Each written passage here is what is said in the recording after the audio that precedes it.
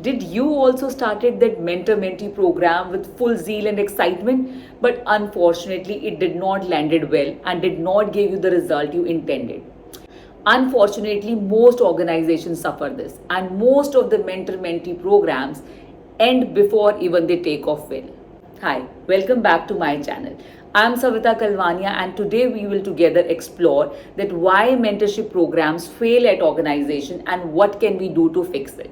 So whether you are a HR head, CHRO, employer, HR journalist, PMS expert, this video is for you. So stay tuned as we move ahead on this journey.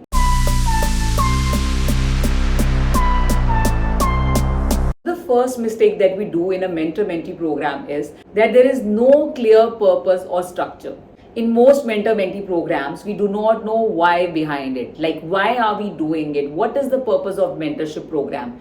Is it retention? Is it career growth? Is it promotion? So until HR as well as the mentor and mentee do not have the clarity कि वो ये program का हिस्सा क्यों है और इस program के objectives क्या हैं, तब तक हम इस प्रोग्राम को सक्सेसफुल नहीं बना सकते. Second issue is poor matching of mentor and mentee.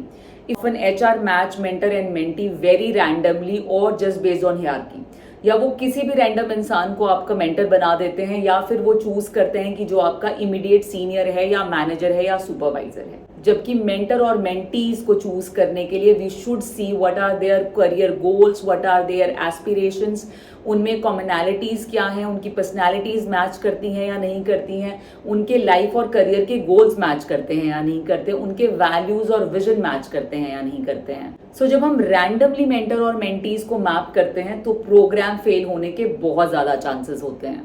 that we often make is no training to mentors. जी हाँ, अगर हम मेंटर्स को ये ना सिखाएं कि मेंटरिंग करनी कैसे है तो वो भी प्रोग्राम को फेल कर सकता है. बिकॉज हम ये मान के चलते हैं कि जो लोग सीनियर्स हैं they must be knowing how to mentor, but that is not truth. Just because you are senior, just because you are there for many years does not mean that you know how to mentor and coach. Mentoring is a skill that should be learned. बिना सही training या coaching के mentors सिर्फ अपने mentees को advice करते हैं लेकिन उनके करियर में कोई बहुत ज्यादा रिमार्केबल ग्रोथ या डेवलपमेंट नहीं कर पाते हैं. Fourth thing that become an obstacle in this is overloaded mentors. Yes, because most of the time mentors are very senior guys, so they do not have time and they are so busy and occupied with their own schedules कि वो mentoring meetings के लिए time ही नहीं निकाल पाते हैं. और इससे मेंटी को अंडर वैल्यूड फील होता है और कहीं ना कहीं मेंटर मेंटी रिलेशनशिप पहले ही खत्म हो जाता है. It just die out a silent death. पांचवी चीज जो इन प्रोग्राम्स को डिस्टर्ब करती है वो है वन फिट ऑल अप्रोच. जी हाँ, अगर हमें लगता है कि सब मेंटीज की सेम ही नीड होती है तो हम गलत हैं. मेंटी अगर अभी अभी कॉलेज से पास आउट होके आया है तो उसकी बेसिक नीड है उस कंपनी के कल्चर को समझना, नए स्किल्स को एक्वायर करना. मगर अगर मेंटी एक मिड लेवल करियर प्रोफेशनल है तो उसकी नीड है कि वो अपने करियर में एडवांसमेंट कैसे करे, वो उस कंपनी में सीनियर लीडरशिप रोल्स में ग्रो कैसे करे, उसे प्रमोशंस कैसे मिले. तो हर एक मेंटी की नीड जो है वो अलग हो सकती है डिपेंडिंग अपॉन कि उसका एजुकेशनल बैकग्राउंड क्या है और वो करियर के किस पड़ाव पर है. The sixth obstacle is lack of measurement. जी हाँ, अगर हमने सही मैट्रिक्स नहीं बनाया है कि एक मेंटरशिप प्रोग्राम की सक्सेस को हम कैसे रेट करेंगे तो उससे भी ये मेंटरिंग प्रोग्राम्स डाई आउट हो जाते हैं.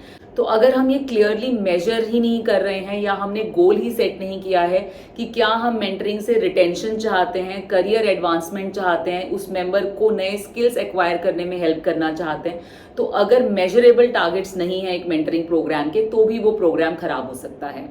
बहुत सारे मेंटरिंग प्रोग्राम्स इसलिए भी नहीं चल पाते हैं क्योंकि एचआर का बहुत ही शॉर्ट टर्म फोकस होता है. अगर आप ये सोच रहे हैं कि मेंटरिंग 3 से 4 हफ्तों में हो सकती है तो ये बहुत गलत चीज है. मेंटरिंग एक लॉन्ग टर्म रिलेशनशिप होता है जिसको डेवलप करने में टाइम लगता है.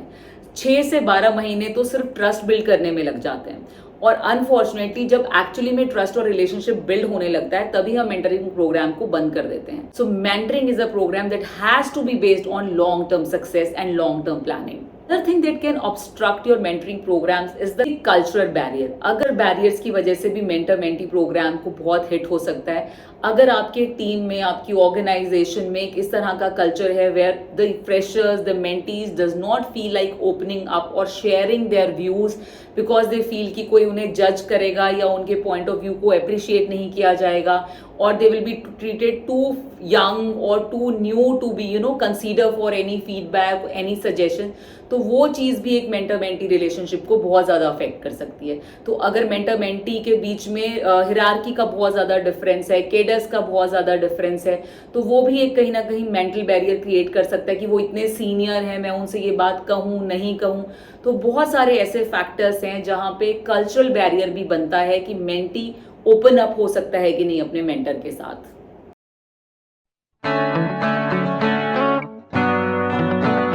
As we have now understood कि क्या चीजें हैं जो एक मेंटर मेंटी प्रोग्राम को ऑब्स्ट्रक्ट कर सकती हैं, फेल कर सकती हैं.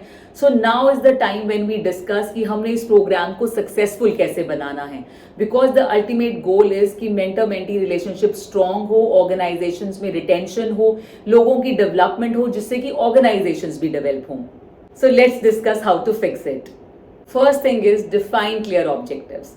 आपको क्लियरली ये ऑब्जेक्टिफाई करना है कि आखिर उस मेंटर मेंटी प्रोग्राम का क्या ध्येय है, वो आप क्यों करना चाह रहे हो, what is the why behind, what is the purpose behind it.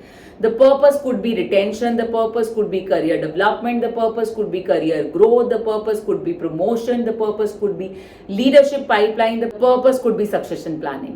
But whatever is the purpose between a mentor and a mentee should be clearly defined to them. The second thing that we need to do is train your mentors. Yes, please train your mentors की coach कैसे करना है, guide कैसे करना है, कैसे एक अच्छा मेंटर बनना है, ये बहुत ज्यादा जरूरी है. हमारे अपकमिंग वीडियोस में हम ये शेयर करेंगे that how somebody can become a good mentor. The third thing that we can do is use thoughtful matching tools. जी हाँ, बहुत सोच समझ के मेंटर और मेंटीज के पेयर को बनाइए. उनके बीच की कॉमनैलिटीज ढूंढिए, उनके बीच में क्या वैल्यूज कॉमन हो सकती हैं, क्या करियर गोल कॉमन हो सकता है, उनसे इंटरेस्ट कॉमन हो सकते हैं. उस तरह की चीजों को सोचकर आप मेंटर और मेंटीज के पेयर्स बनाइए. You can even ask mentees to choose their mentors, that they can come up with ideas that I've been into the department and this is the person, that is the person whom I believe can be a great mentor to me because my values align with them, or the way they work or the way they behave that aligns with me. So the more you will discuss with mentees who their mentors could be, they will take a personal responsibility of nourishing that relationship. The fourth thing that we need to do is provide structure along with flexibility. आपके एक strong guideline जरूर होने चाहिए कि आप एक mentor mentee relationship से क्या एक्सपेक्ट कर रहे हो, what are their goals, when they should be meeting, what could be their schedule, along with giving them autonomy that how they want to nourish their relationship in a long term thing and give them enough room for organic growth.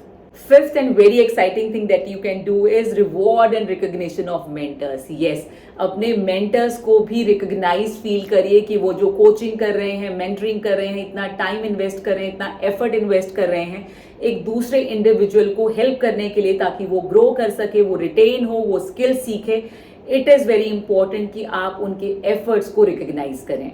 What is being measured gets improved. So track their progress. It is very important that you track their progress. The progress can be tracked in number of meetings done, or how well they are learning their skills, how independently they are able to handle the new role and responsibility, how good they are at performing their tasks. So there could be n number of metrics which you can decide for a mentor-mentee program. Last but not the least, foster a safe trust based culture. जी हाँ, जो culture जितना ज़्यादा trustworthy होगा, जितनी psychological safety देगा, उतना ज़्यादा एक मेंटर मेंटी रिलेशनशिप स्ट्रॉन्ग होगा, लॉन्ग लिव होगा. ना तो मेंटी को ये लगेगा कि that I can not open up, I can not share my views, ना ही मेंटर को ये लगेगा कि अगर मैंने इसको मेंटर कर दिया तो मेरी अपनी कुर्सी जा सकती है. They will understand if I will mentor people will take on to my position and I can go up in the hierarchy. So the more trust and safe environment you create, the better your program will success. So I hope this video will help you and you will be able to run great mentor-mentee program in your organization. I will also be making videos about how to be a good mentor or how to be a good mentee. Questions you can ask to your mentors in your first meeting. So stay tuned, stay happy, stay healthy.